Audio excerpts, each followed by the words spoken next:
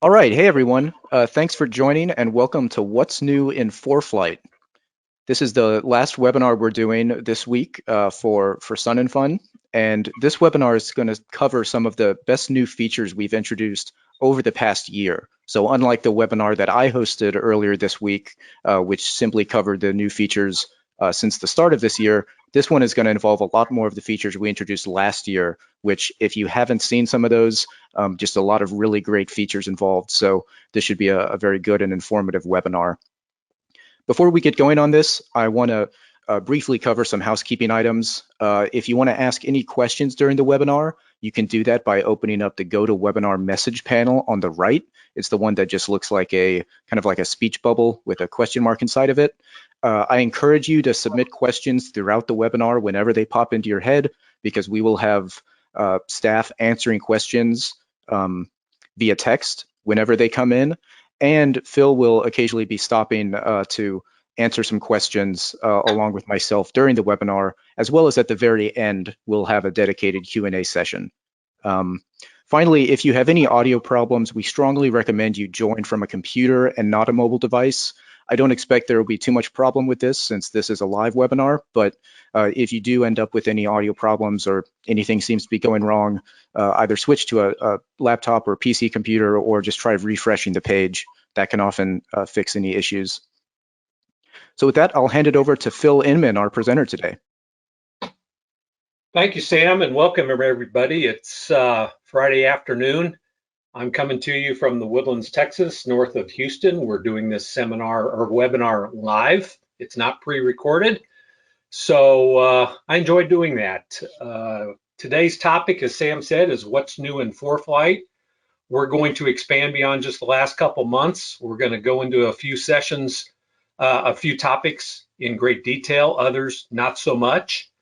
But I think you'll find it entertaining and enjoyable and informative. My goal every time I do one of these is to allow our listeners the opportunity to come away with 2 or 3 things that they learned that they did not know before they started. And if we can accomplish that, then I think we have met our objectives.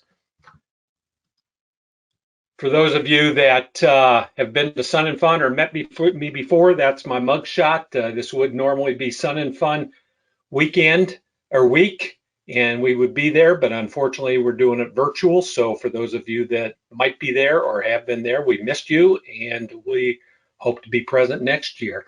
As Sam mentioned, this is a series.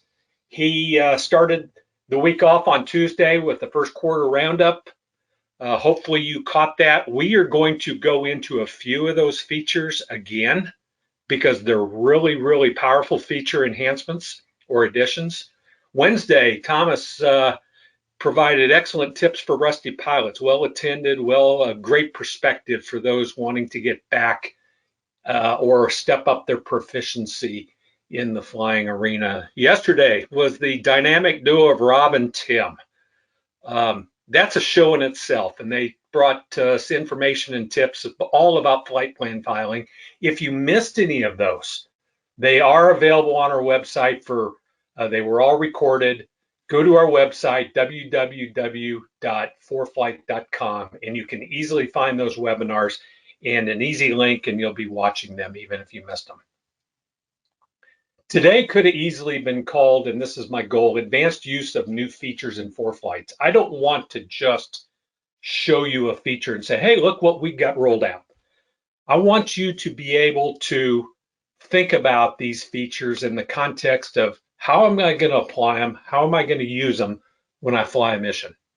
Or how am I going to learn from what I did after I flew that mission? Because some of these are more debriefing type features. So keep that in mind, and we're going to kind of jump into some of these and go a little deeper than maybe you might have gone before. Let's start out with one of what I think is one of the most powerful feature additions in the last year, and that's marked positions. Now, this is a performance plan feature only. For those of you that have not seen it or are not on the performance plan, I strongly encourage you to give it a look. I've had several customers tell me that they made the decision to upgrade to performance plan strictly because of the presentation of this feature. Don't know if that would apply to you or not, but it's something worth considering. So a marked position, first of all, it basically is you're going to be dropping a pin upon your current location. So how do we do that? Well, the first thing you got to do is you got to turn the feature on. It is delivered to you in an off condition to turn it on when you're in the maps view. Go up there to the settings icon. Settings icon is usually presented at the top in the form of a gear. Then you'll scroll down and you'll see the marked positions, and you'll want to toggle that on so it's blue, just like the rest of those. And when you do that, you're going to now have on the left what I call an inverted teardrop. That's your marked position toggle. So how does that work? Well, when you're flying along and you are at a position that you want to leave a marked position, touch that. And when you do, you're going to get two things happen. You're going to have a marked position box appear on your screen, and you're also going to have that green indicator right below where the arrow is in the form of a little pin will also appear also. Now that marked position box is there for your entry. It will record a timestamp. It will record your location, it will record your altitude, and it will record your speed. Now, in this case, when I made this slide, I'm sitting here in my office, so I really don't have any altitude, and I certainly don't have any speed, but I do have a time and a location. You can easily give it a name. If you happen to be busy in the cockpit, maybe you just give it something like the letter A or some little brief code that means something to you, because you can go back and clean this up and enhance your notes and stuff. And I'm going to show you how to do that here in a minute. So when you do that and you do a series of these, you'll get these marked positions all along your route. So here's an example of a whole bunch of marked positions on a flight that I made recently from Denver to Houston. And you can see that they appeared along my route. And they all have names. Now, some of these names may kind of make sense to you. A few of these names look like waypoints. Others might be not so much obvious, like MQP, but that happens to be a VOR up in the Dallas-Fort Worth area. Top of descent, then 25K, and then behind that other teardrop is 15K. But anyway, let's take a look and say, how do I access these waypoints? Well, the first thing that happens if you happen to be recording a track log, these user marked positions are going to be associated with the track log.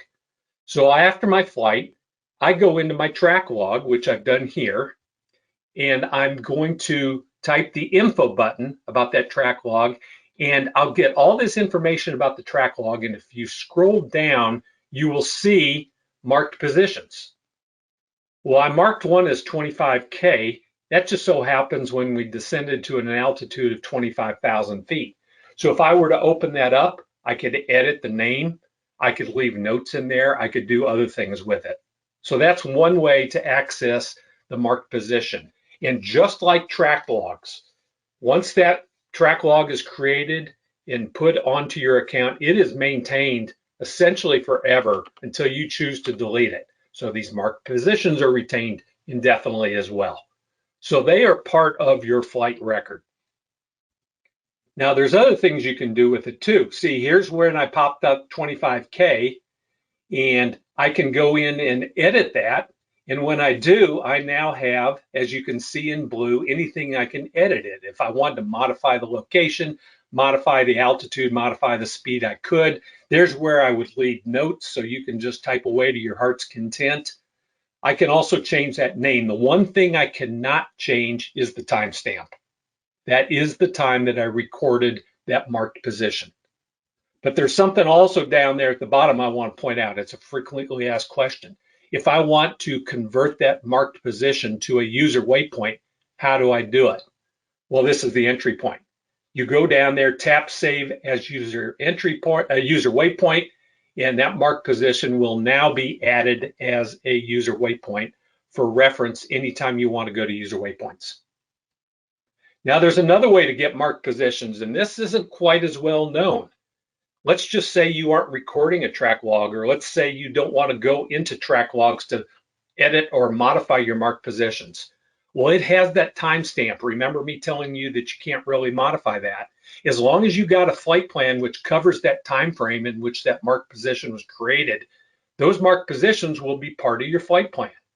So if you open up that flight plan, in the case of here from Denver to Houston, you can see that those marked positions appear on the map. And if you scroll down, you will actually see a line that says marked position. And if I were to tap that, it would take me into a marked position editing panel, much like I showed you when we were in track logs.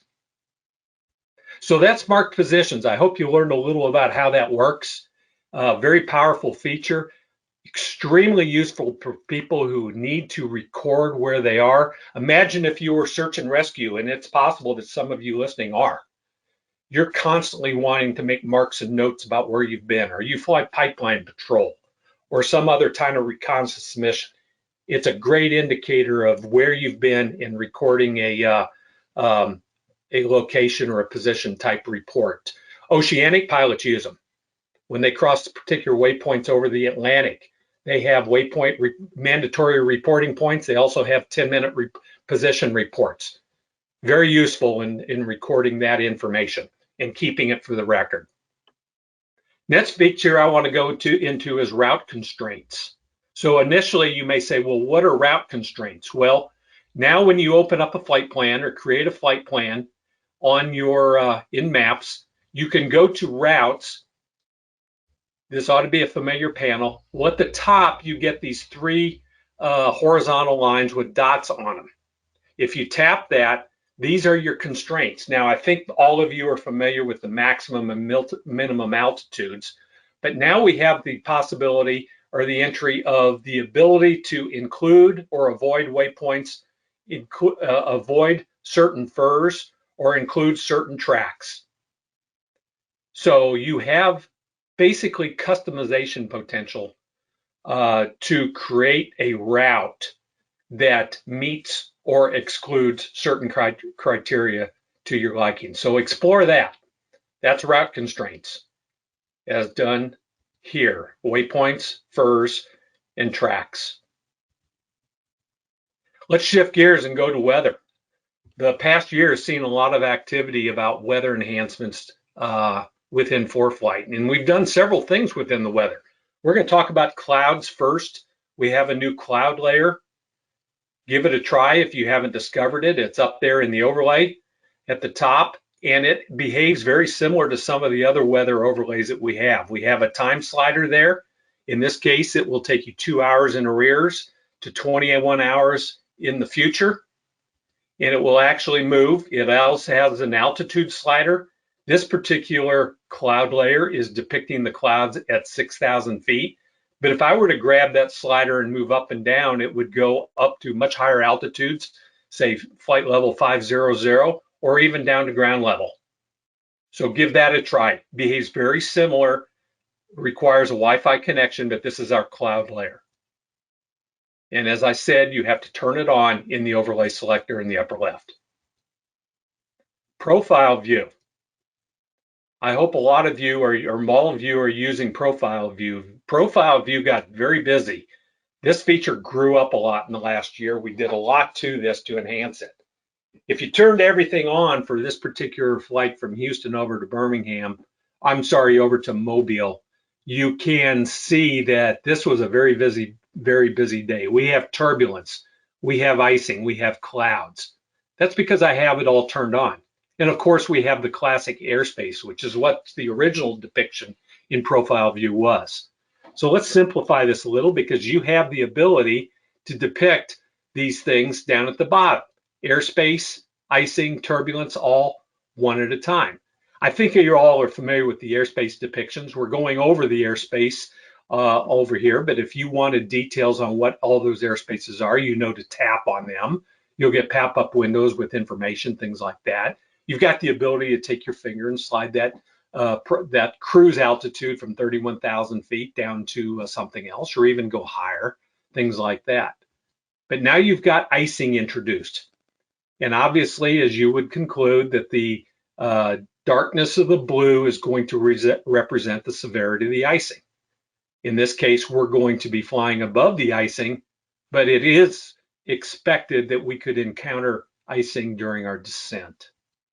If we turn on turbulence, you see we got a lot of turbulence going on, including some at our flight level. So this is an indication that maybe we want to modify our flight level or possibly our route to take us over around or above or below at least moderate to severe turbulence. And then we have cloud layers, probably not as big a deal, but obviously you've got different shades of gray, so you've got different thicknesses or complexity of clouds going on in there. So you can look at these independently. These have all been added to the profile view, which is available in Maps view. A big advancement for our profile view. Lastly, 3D view. For you performance subscribers that have 3D view, probably use this all the time.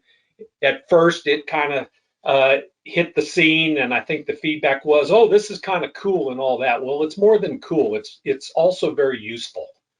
It gives you a graphical depiction of what is going on above or below, but more in 3D view. So think of this of the profile view in 3D now.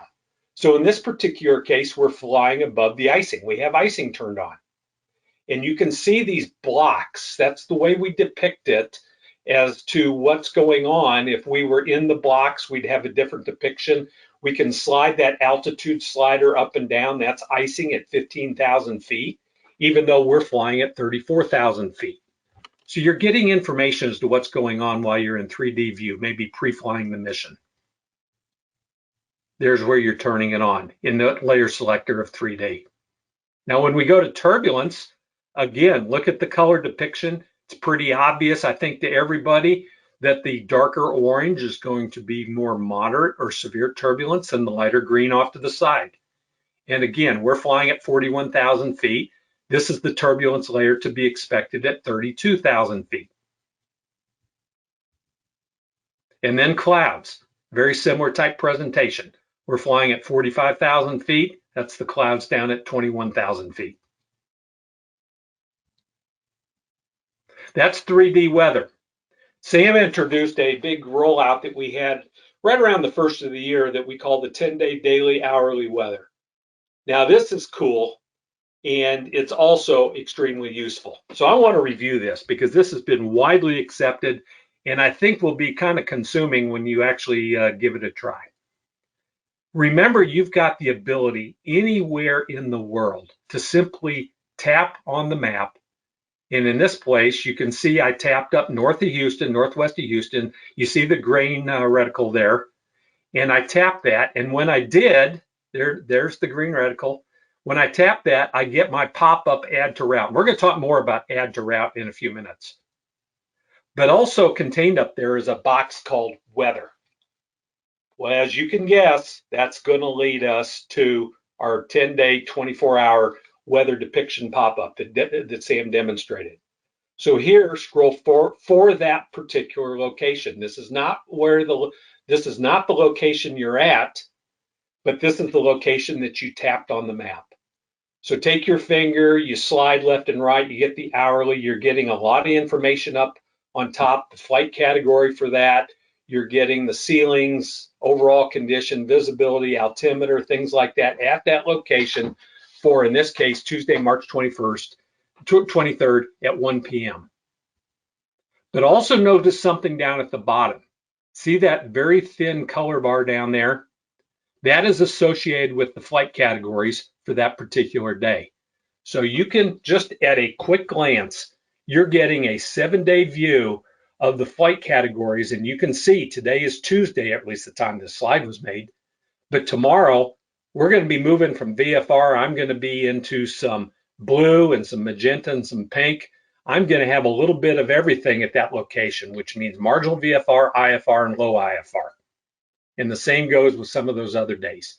So if you want more details on those dates, then you want to scroll over and take a quick look. Now that 3-day view, that 10-day, 24-hour weather is also available in other places. In airport view, just go to the airport. And then when you do that, go to weather, and you'll see down below, we now have a line called daily, and there it is. And if you want more details about that day, in this case, if I want more details about Sunday, March 21st, I tap that, and there I am. Now, Sam introduced or showed you a little trick, a tip that I think probably slipped under the radar with a lot of people, and that is I want to show you again. When you are on your iPad, you don't even have to have ForeFlight open. If you want to pull up the weather and just tap that ForeFlight icon and hold it, and when you do, you'll get a pop-up window where the iPad is speculating, well, what do you want to do with that ForeFlight icon? Are you wanting to open it? Are you wanting to share it? Do you want to do whatever? But I want to focus on the local forecast. So I tap local forecast and it will go to my local forecast.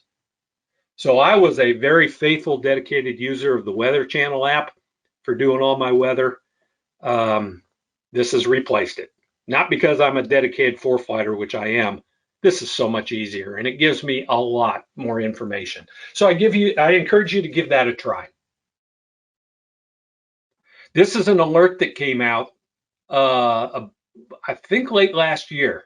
We now have an overheat alert. I hope you never actually see this, but your iPad now, in conjunction with ForeFlight, now has temperature sensors, and when it senses an impending overheat condition, you're going to get an alert.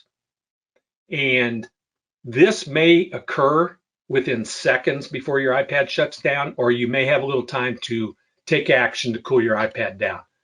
But this is intended to prevent actual accidental shutdowns of your device due to excessive temperatures. So I don't encourage you to give this a try by setting your iPad up in your glare shield or where it's hot, but please know that it's out there. So at this point, Sam, why don't we take a little quick break before we go off into some new features and see if there's a question or two you want to answer. Yeah, sure thing, Phil. Oh, there goes my phone. Uh, we actually haven't received that many questions, so if anyone's on the call and if there's anything you're wondering, please go ahead and submit your question because we want to see a lot more questions than we've been getting so far. But here are a couple good ones. The first question was as you were talking about marked positions. The question is, can't I do the same thing as marked positions by touching the current point on the map, selecting more in the add to route pop-up, selecting save, and then giving it a name? So they are describing the workflow to add a user waypoint. So Phil, can you briefly say why marked positions are a superior workflow to user waypoints? Yeah, I'll briefly touch on that. I think marked positions are better. I always had trouble using my fat finger tapping on the exact location where I was. And as much as I tried, especially when you're flying and things are moving around, I'm trying to tap on that exact location where I was. I would always end up being a little bit off. And by a little bit, maybe it was a couple hundred yards, it might be a mile. And that could be significant in a lot of cases.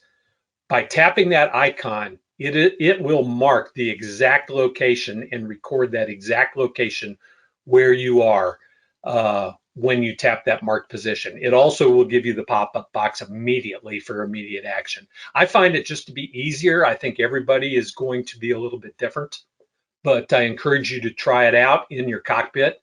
Try it out at the couch first. Get familiar with the feature first, and then go from there. Yeah, great answer. Next question was, are the clouds and profile features on basic or only higher subscriptions? And that is the answer to that I know is a little bit complicated. So Phil, can you briefly explain what subscription plans have access to those different features?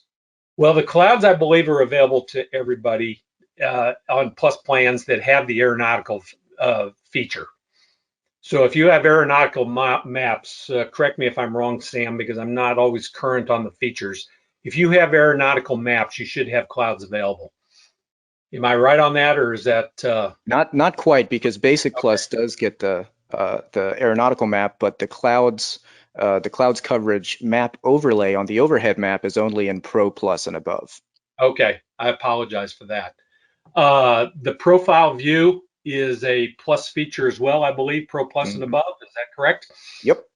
And then 3D view, we demonstrate 3D view. 3D is going to be performance level subscriptions are required for 3D. Yep. And one key thing to note, however, is that although profile view with the airspace display is available with Pro Plus and above, in order to get the weather layers in it, including the cloud weather layer and the icing and turbulence layers, that is performance only. So if you're on Pro Plus, you get the cloud coverage layer on the map and you get profile view separately. But if you want to integrate both of those and see the cloud coverage within profile view, then that's going to be a performance feature. Thanks, Sam, for helping on that. I learned something. No worries. Maybe we have time for just one more question here before moving on. This is related to the 10-day daily and hourly weather. Can you explain what colors might appear and their meaning on the color bar at the bottom of the 10-day forecast? And it might be good, Phil, if you just back up your slide deck there to one of your slides showing that color bar. There we go. Okay. The flight categories, the colors correspond to the flight categories associated with the conditions at that particular location. And they're the same colors that ForeFlight has traditionally used. So green will be VFR, blue will be low VFR, red will be IFR, and magenta will be low IFR.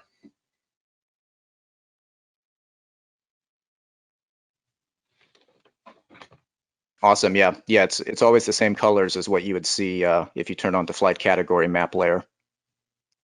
Exactly. So with that, Phil, as you can see on this, if you look on the left on the screen, when you go to airport view, and this is for everybody, you're going to have that flight category depicted on the little tab for every airport. Now it's a little bit shaded, but you can see all the airports I have in that particular slide happen to be green. That corresponds with VFR condition is at all those airports.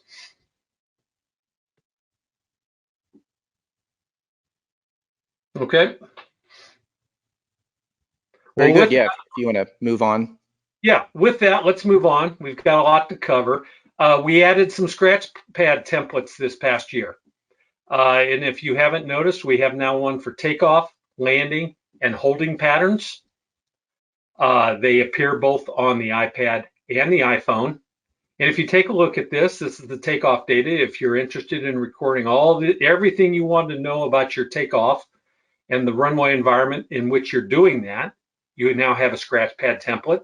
The template will operate just like all the other pre-filled scratch pad templates that we have that have been out there for quite some time. Same with landing data, with the information about the runways that you can fill out, as well as if you want to copy your clearance onto there or any type of instructions that you have concerning your landing or approach. And then holding clearance. If you are given, if you are so lucky to be given a hold, or if you're just out practicing, these are the highlights of all the important parameters associated with your hold. So these are now on your scratch pads. Give it a look if you haven't already, available to everybody. Add to route window, I mentioned that we're going to come back to that, so here we are.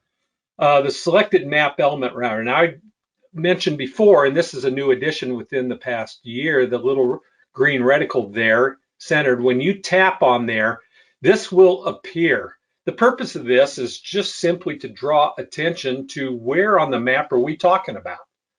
What's the focus area? And in this case, when I did that, I get this pop-up window that I think everybody's familiar with. It says add to route on the right. And it's giving me a bunch of choices. So let's talk about all those choices. Well, first of all, the location at the very top has the little green reticle as well. And so that's pretty obvious that that is the lat long of that particular location. And if I tapped more, I would be given choices that have always been provided as to what do you want to do with that point. Do you want to fly direct to it? Do you want to save it? Do you want to do something else? But down below are some choices that maybe people don't quite pay attention to quite as much, and that is airspace. So we're anticipating that the possibility that maybe you tapped on that particular location because you want to know about the airspace that that point is located within. And in this case, there are several. This is northwest of Houston, and it is within Houston Class Bravo airspace.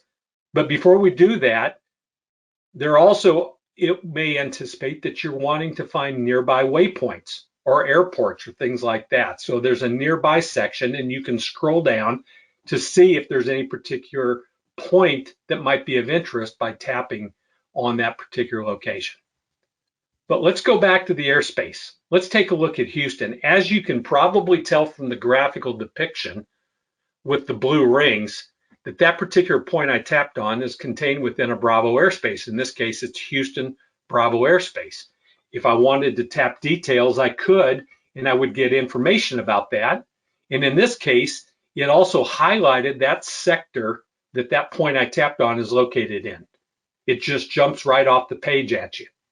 And if you want to get more details about it, you can tap details right there, and you will get another pop-up, and it will tell you about that sector. It tells you it's Bravo, what Bravo airport it's located, lower limits, upper limits, and it's giving you some frequencies as well. If there happens to be time inclusions or exclusions, they're going to be provided at the bottom as well. So let's go down to the next one.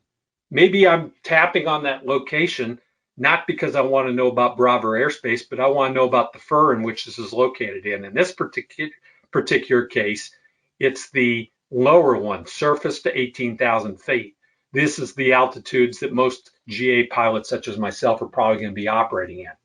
So if I tap on the details, I get a nice graphical depiction of what that shows.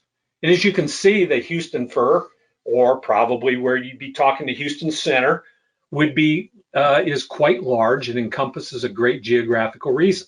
But there's a lot more information than just a picture as to where this is located. Let's take a look. Communications details is probably the obvious one. If I'm in that sector, who do I call? How do I contact Houston? I'm kind of speculating that Houston Center probably has a whole bunch of frequencies, and I don't know them all. So if you tap on that, you're going to get a listing of all the communication centers and the frequencies that you can probably reach somebody at. Now, this may require a little bit of knowledge as to where these places are, like Cameron County and College Station and East Breaks and things like that. But in this particular case, I know that, I'm not too far from College Station, so I may contact them on 128.075. These are all intended to give you an idea of where to go and to help you out. Now, there's one other thing. You're probably accustomed to, on the map, you frequently see these postage stamps with the frequency in there. If you don't know already, you can tap on those and you get a very similar presentation. In this case, that happens to be the College Station. And when you know it, the frequencies that are shown there are matching the ones that we saw on that previous screen when I tapped on the Houston FIR. So give that a look. Don't ever be afraid to tap on the ForeFlight screen. You'd be surprised what lays underneath there and the information that's available literally at your fingertip. Map data and presentations, base map streets, and aerial maps. We are always working on enhancing not only the quality but the quantity of our base maps in the information that's contained in these things. This year we made advancements in our high resolution base map, our high resolution terrain, and street addresses. You now have the ability to download these files and take these things offline. And if you haven't looked, in this case, this is a street map, zoom in and look at the clarity, the description, and the information that's available down to street names. This is our aerial map. Pretty much the same thing. The depiction, the resolution is just so much better than it was, say, a year ago, certainly even further in the past. Airport area terrain. Now, some of you, if you're located in mountainous or hilly terrain, are now seeing an icon such as that. Now, we don't get that down here in the Houston area. We're flatlanders down here. But this is Eagle County Regional out in Eagle, Colorado. It does. So if you tap on that, you'll get a pop-up window, basically of your maximum and minimum terrains within a 10-mile radius of that airport. It also gives you the airport elevation. So it gives you a little information about what you got going on around you. So take that, give that a look if you ever see that pop up. Enhanced runway and approach information. We made a few additions here. I think you're accustomed to seeing the extended center line presentation that you can easily turn on for your airports. It's a very powerful feature, can be used to not only provide situational awareness, but when you're landing at an airport that has multiple runways in parallel, it helps you graphically depict that you're lined up for the right runway. But by tapping that runway information, in this case 17 right at David Wayne Hooks, that's my home airport down here in Houston, you get a pop-up window now with information about that runway. So you don't have to go to airport view anymore, but you also get a couple other choices. You can select that runway to be part of your flight plan. So when you do that and you select that runway, I think you've seen this. This was introduced within the last year, maybe just a little bit longer than that. We will highlight that runway with the introduction of chevrons and a color change to make note and to make sure you know that you have 17 right selected. And you need to coincide that with the instructions and your intent with air traffic control or with tower that in fact you have been cleared to land on 17 right. So that helps. But you also have another choice, and that is to adjust your flight plan so that you're going to come straight in for 17 right. And when you do that, you notice it takes you center of the runway. But if you go straight in, it now basically takes you, or without going straight in, it takes you to the center of the airport. Now what it does is it will take you basically halfway out between the runway and your initial approach fix on the approach course, and basically kind of gives you a vectors to final type presentation. So if you're anticipating a straight in, you can select that, and it will at least take you out a little ways so that if you're cleared to intersect the approach course and land straight in, that is something quite similar to what you probably would do in reality. It will also appear in your flight plan as seen right there. You can access that by tapping the procedure button. Y'all are familiar with that. And then it will give you that approach or that procedure entry into the airport. Now, one feature that is new this year, and that is the minimum altitude. I think Sam touched on this on Tuesday. That instead of flopping back and forth from the approach plate to your map and back, you can now enter your minimum altitude, whether it be a decision height altitude or a decision altitude, MDA or DA, and enter it here. And when you do that, you are now going to get and you add that to your route, you are now going to get the introduction of that magenta marker roughly at the location where your missed approach point is, that has your lowest altitude that you're allowed to proceed to. That's kind of your decision point. Am I going to go missed? Do I see the runway? Am I proceeding? So it really enhances your situational awareness right there on the map for you.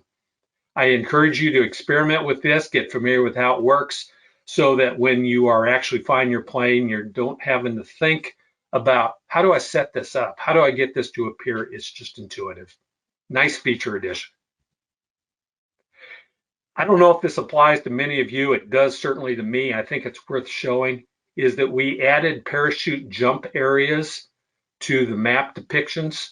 Where I fly out west of Houston, there actually are 3 jump areas. You're constantly got your eyes out the window looking to see what's going on. You're talking to the drop planes if you can raise them or the frequency of the home base. But now you can depict those jump areas that they generally operate in and within the levels. If you can see, some of these go way up, the one on the southernmost one all the way to 24,000 feet. So how do I do that? Again, go up to the settings icon at the top, and we now have in the airspace section of settings, we now have a toggle to turn on the parachute jump area. So if I'm flying out there and I'm not worried about it, don't want to see those amber circles, you can turn it off. But again, a nice little feature for maintaining awareness, safety enhancement to keep your eyes peeled for those parachutists out there. Taxiway Hot Spots. We've come a long ways here. Now, when you get these things, if you're in the aeronautical view, just tap on one, you're going to get a pop-up window. There's that green reticle, tells you I popped on hotspot 3 at this particular airport. This is David Wayne Hooks again, and I've got information over on the right that gives me the name of the hotspot area and also gives me a description of what the hotspot is. In this case, the hotspot's at Taxiway Echo as I exit 17 right or 35 left. Internet traffic targets, really a neat little feature, but you know, this can be useful for more than just seeing what's going on. Now, obviously, when you're connected to the internet, you're probably not in the airplane. Sam told you about the reticle in the pop-up here if you want to follow a particular flight. In this case, this would be United Airlines 319 flying at 34,000 feet. Then tap that reticle in the pop-up box, and as long as you don't move away from that traffic target will stay centered on the screen. And you can kind of follow it as it travels, in this case, from Houston out to Las Vegas.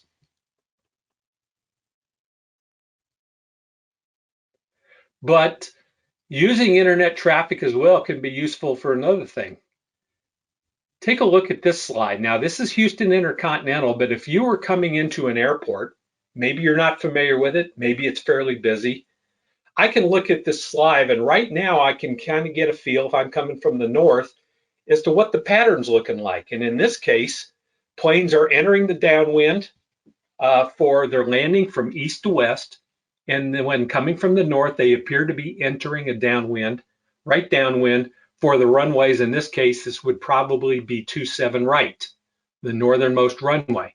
The point here is that it may be different when I get to the airport, but I can get a feel as to what may be going on flow-wise at this airport before I get there.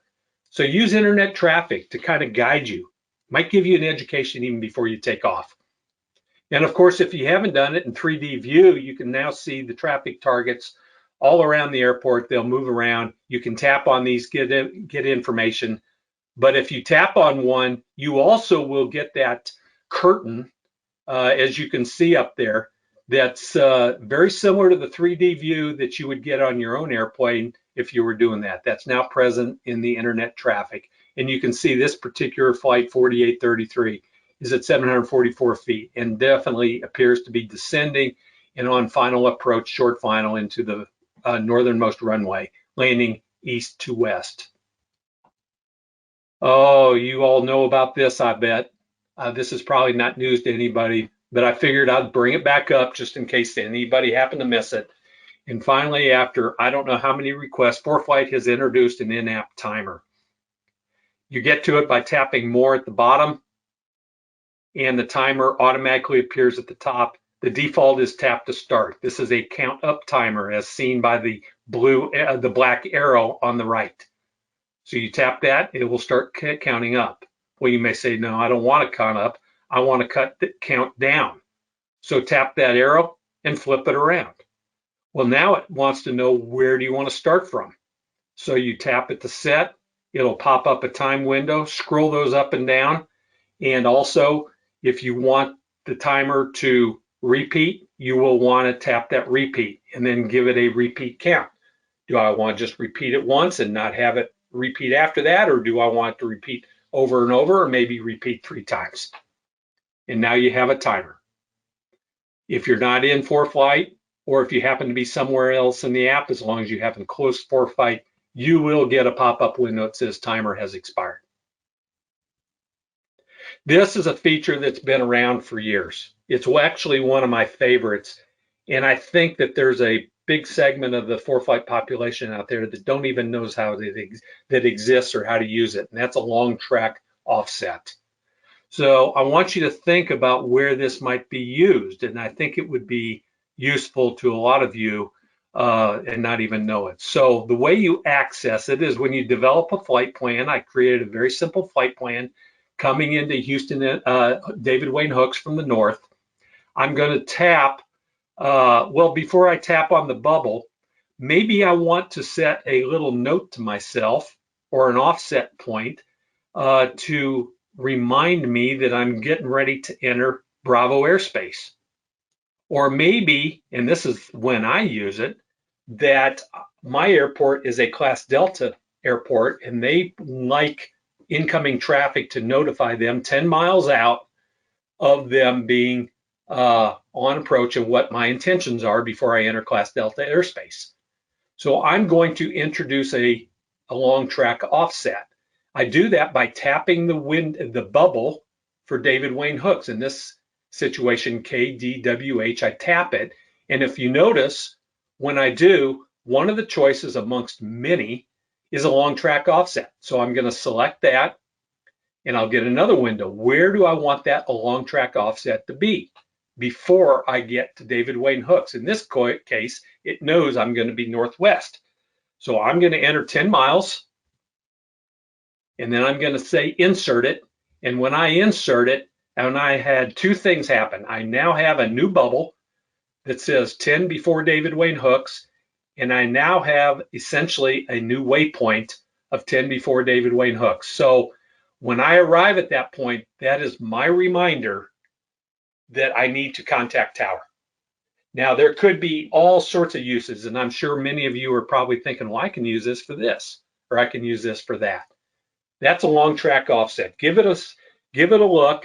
It's been out there for a very long time, but I thought that was worth resurrecting and reminding people. It's a very powerful user tip.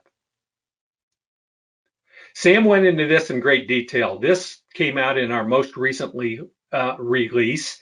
It is pretty much I think it's safe to say, kind of a major overhaul of our flights tab. I'm sorry, our plates tab on app, and that is flight blinders in plates. This gives you the opportunity. This is a fairly wordy. I apologize for that, but I think it's important. You quickly gather and organize all your plates that you need for a particular flight. It's going to make suggestions for you on the most relevant routes based on planning you've done over in Maps and Flights View, and we'll show you that here in a minute.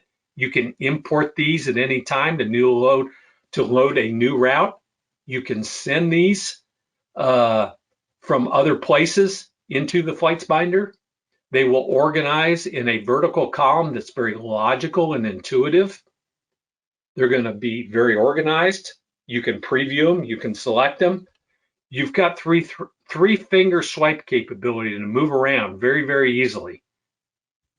And if you've done any organization, don't panic. If you've done any organization in plates already, like I have them all organized by airports, about 10 airports and things like that. We haven't removed anything. We haven't taken any of that away. That's still out there for you to use. So let's take a look. So now when you go to plates, you have a new presentation. And what you see is the flight binders at the top. Now you still have your other binders that you had before at the bottom. These are untouched. These are still there. And that's the way I organized mine. I had them done by airport. But now we have the capability and the depiction of a vertical bar on the left side of where the plates are going to appear. So if I look at my existing binders, I have this look. But now I have the ability to add a flight binder. And when you tap flight binder, it's going to say, well, where you want to add it from. It's intuitive. Well, we've got choices here. So let's take a look at my choices. The first one is it just so happens that if we went over to Maps at the present time, I have a flight from Houston over to Jacksonville loaded up. So ForeFlight is anticipating that this may be the binder you want to create, but maybe it's not. I also have a flight binder that's active in flights, the flights tab, and it's from Houston over to Mobile. But I also have flights that are in my flights also down there. And in this case, I got one from Fort Wayne, Indiana down to Little Rock and one from Mobile up to Fort Wayne, Indiana, along with timestamps. These are all future flights. It's not going to show you flights in the past. So when you're asking to import and create a flight binder, it's wanting to know what flight you want to use. In this case, I'm going to go ahead and take the one that's in Maps. This is Houston over to Jacksonville. And when it did that, it loaded the relevant maps associated with it. It's got my departing airport flight airport diagram right there. My departing airport is Houston Intercontinental. For Jacksonville, down below, it knows my destination airport. And it's got that, if you notice, there's a 1 in the airport diagram there.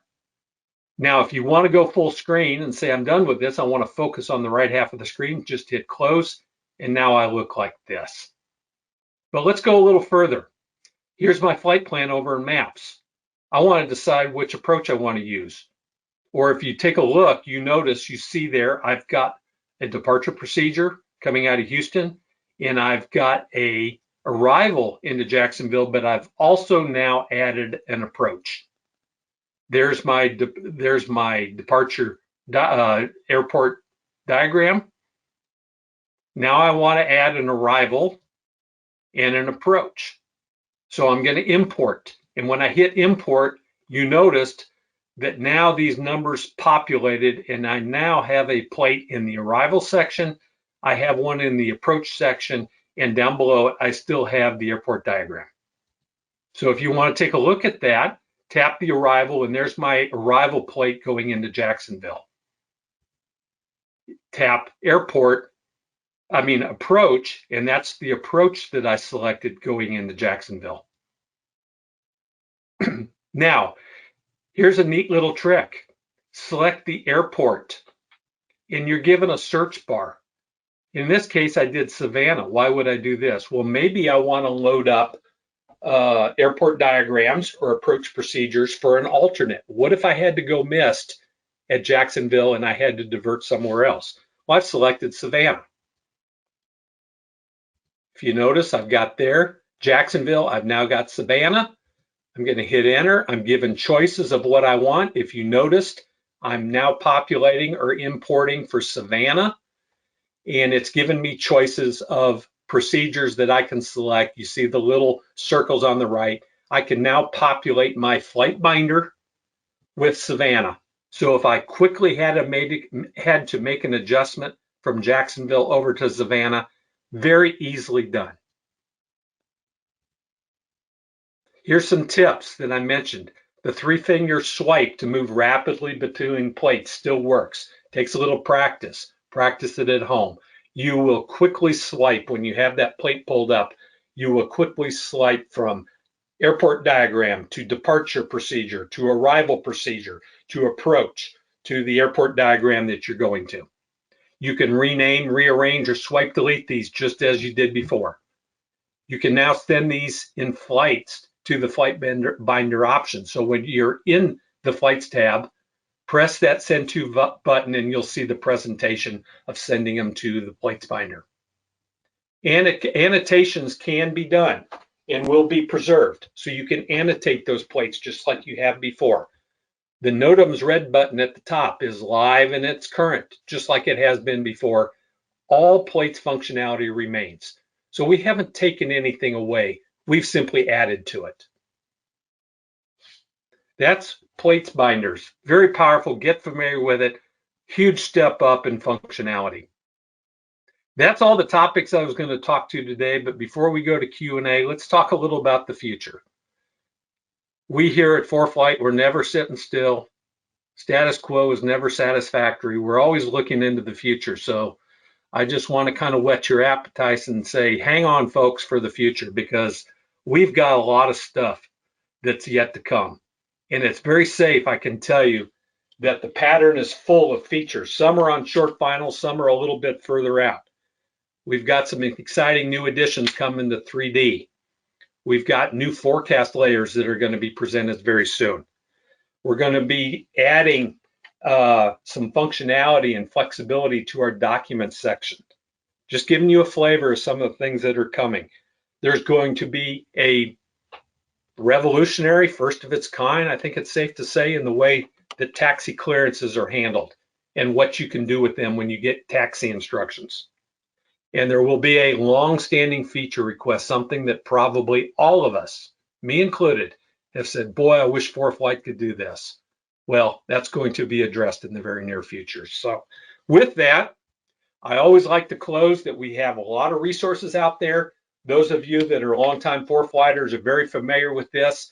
I think you know where our video series is, our support series, our releases. You can get a history of all the releases going back to when ForeFlight started in that. But the one thing I always remember, please commit our email address to memory, team@foreflight.com.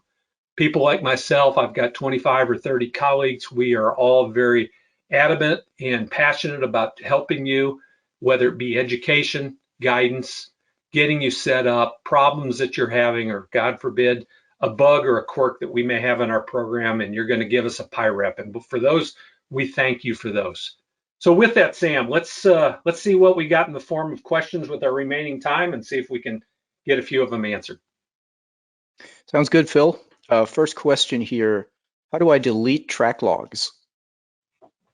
You go delete track logs. You go into your track log section on your app. This is not done in the web. Open up track logs, find the track log that you want to delete, and then you're going to left swipe it and you'll expose that red delete button. Should work fine. If you have a problem, every once in a while we do get reports of customers that have problem deleting track logs. That's a good use of the email team at ForeFlight.com will help get rid of it. But most of them can be deleted by you within the app. Yeah, and that swipe to delete gesture is really useful. There are a lot of other things you can delete by doing that. So if you don't see an obvious delete button somewhere, and that's just kind of an iOS standard gesture, but if you see an item on its own line, you can always try swiping from right to left to see if it will delete that way, and many of them will. Can I say a word, Sam, before we move on about deleting things in ForeFlight? Oh, go ahead. Yeah, we get, with what I do in the pilot support team, and some of my colleagues face the same thing, we periodically get questions about from customers about, well, how often should we delete things? Or when does ForeFlight get rid of my flight plan? When do they get rid of my track log? When do they do this? When do they do that? General rule of thumb is we don't remove anything from the customer's account. They don't expire. Now, there are some exceptions, but let's talk about things like flight plans and track logs. They don't expire, they stay and are kept indefinitely. So if you feel the need to delete or remove things from your account, maybe you have a space issue on an old iPad and you're concerned about it taking up space, then yes, you by all means exercise your ability to delete information to reduce the landscape that it occupies. But don't do that because ForeFlight is telling you that, or you feel that ForeFlight has to make you do that. And I say that because there's a reason. And sometimes you're having problems with a flight plan, or you're having problems with an aircraft or a track log, and you need us to investigate. Once you delete something from your app or from your account, for the most part, it's gone, and we lose the ability to investigate something that may have been gone haywire for you. And we don't like doing that because sometimes those problems are unique to you, but sometimes they're the tip of the iceberg and they're indicative of a problem we might have, a problem that we want to address, a problem we want to fix, and that you might be the first one that's actually reporting it to us. So don't be so quick with that swipe delete button to get rid of stuff unless you really feel the urge or there might be extraneous circumstances. Yeah, great point, Phil. Next question, is there a way to open profile view on an iPhone? No, profile view is not provided on the iPhone. It is one, we have come a long ways, as most of you have probably noticed over the last couple of years, including the last year, of making the iPhone pretty much look and act just like the iPad. We call it parity. We want them to kind of behave the same, look the same. Profile view is one, and it's because of landscape and screen space. I think as much as anything, there are probably some technical reasons too, but profile view is not available on the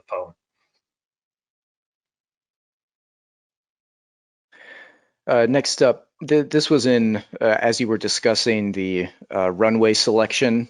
So the question was, how do you get to the runway tab to get that extended path? And I think by extended path, what they meant was to select a given runway so that it turns blue and you have those chevrons coming out of it. Okay. In your flight plan, what you will want to do is you will tap the bubble of your arrival airport or your destination airport. And when you tap that bubble, you get that pop-up window, and one of them will be select runway. And when you select, it will give you choices of which runway you want to select if there are multiple runways at that particular airport. and then it will highlight that particular runway and give you the chevrons. I also have extended center lines turned on. Now you're only going to see extended center line when there's an active flight plan. If you're just looking at a runway, you're not necessarily going to have extended center lines, but experiment with those, and that's the way you're going to get that activated. Yeah. Another way of doing that I pointed out was, yeah, if you have that extended center line feature turned on, then you can just tap the number at the end and it'll give you the same option. So it's always nice having multiple ways of doing something. Yes, and that's typical of a lot of things with ForeFlight, is that we provide multiple ways of getting at the same result. And even those of us here at ForeFlight have grown accustomed to maybe just one way. It's our favorite way, and we forget about the other ones. So bear with us on that. Yeah. All right. Next up here, I'm fairly new to ForeFlight. Just confirm for me regarding the binder section. The plates do not automatically update with new revisions, do they? And of course, Phil, as you may know, there are some. The answer to that is, again, a little bit complicated. So maybe you want to go into detail on when charts and data will automatically update when new stuff comes out versus when they won't automatically update. Certainly, yes. The good news for those of you that are interested about this is that the plates and charts and diagrams do automatically update. So when a new data cycle comes out and you've got a plate or you got a series of plates or charts in the plates tab, those will update. Now, Sam alluded to the fact that it's a little more complicated than that, and there's an exception, and there is. And that is if that plate, procedure, binder, diagram, or whatever gets renamed. Most commonly, it seems to be SIDS and stars. So I'll give you an example. You might have, here in Houston, we have a departure procedure called the Leona departure. And if there happen to be currently at the Leona 5, and I don't recall what the current number is, the Leona 5, as long as it continues to be the Leona 5, will get updated. But periodically, they'll make such a major revision, they'll rename it to the Leona 6, and the 5 is no longer active. And in that case, you're going to have to re-download and reload that plate into your plates tab, because that type of situation will not update when it's been renamed.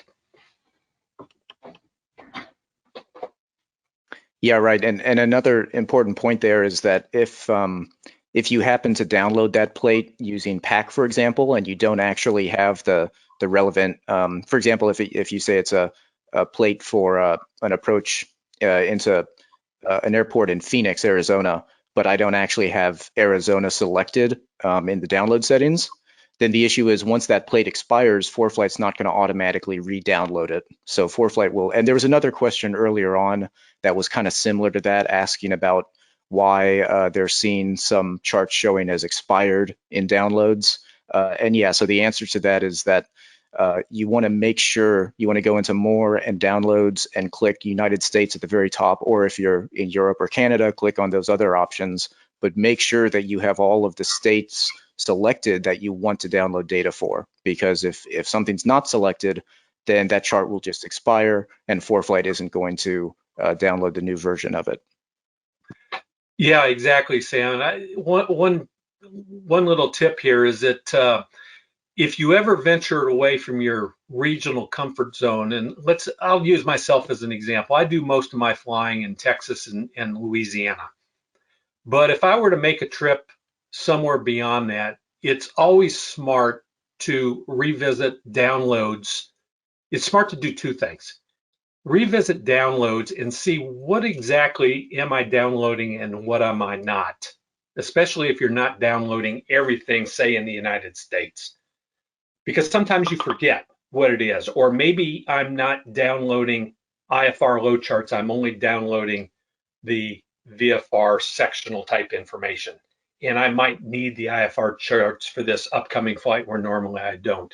The second thing that's smart to do is always pack before a flight, because then ForeFlight kind of takes over and checks to make sure that you in fact have loaded what you need to have loaded for that particular mission.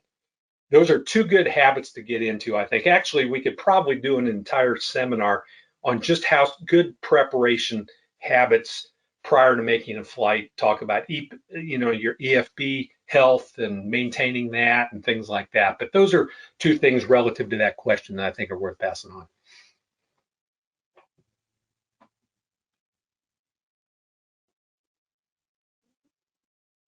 All right, well, we do have just a couple of other questions we can get to before we sign off here.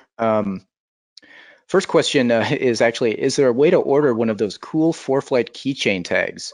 Yeah, those tags are pretty cool.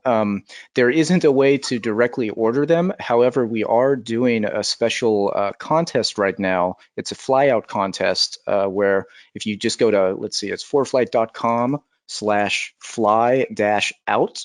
So just foreflight.com/flyout. And essentially, we've partnered with a number of FBOs around the country.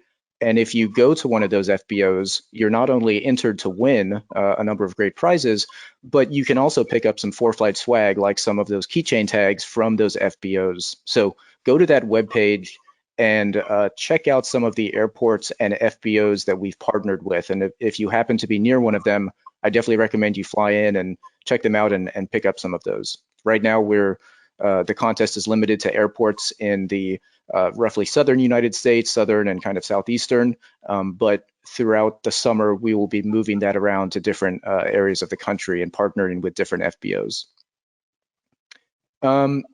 One last, let's see, I think there was another good question I saw in here. Is there a way to merge track logs?